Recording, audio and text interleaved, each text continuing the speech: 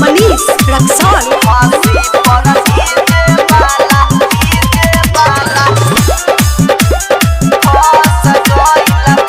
Music by रियाज लोखंडिया।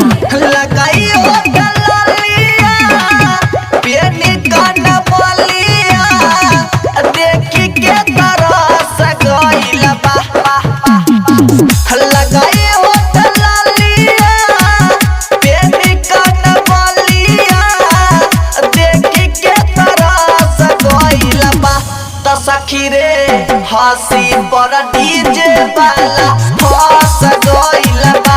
त सखी रे हंसी पर डीजे वाला फंस गइल बा। डीजे मनीष रक्सौल।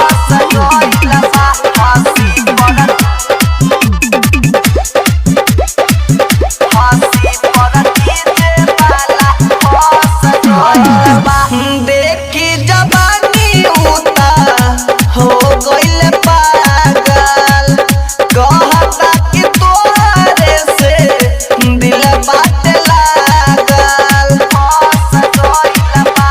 सखी देखी जवानी उता हो गइल पागल, कहता कि तोहरे से दिल बात लागल।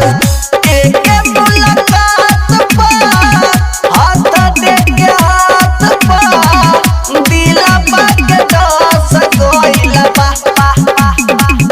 एके मुलाकात पा हाथ देके हाथ पा दिलवा के दस गइल बा। त सखी रे हंसी पर डीजे वाला फंस गइल बा। त सखी रे हंसी पर डीजे वाला फंस गइल बा। डीजे मनीष रक्सौल।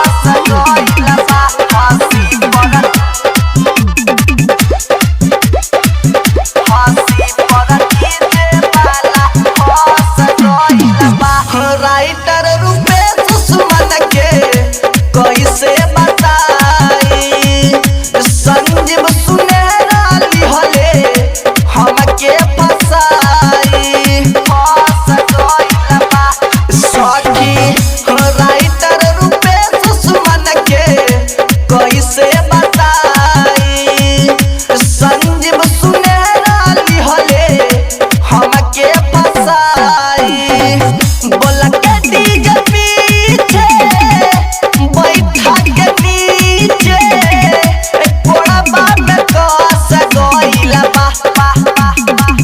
बोला के डीजे पीछे बैठा के नीचे कोड़बा में कस गइल बा।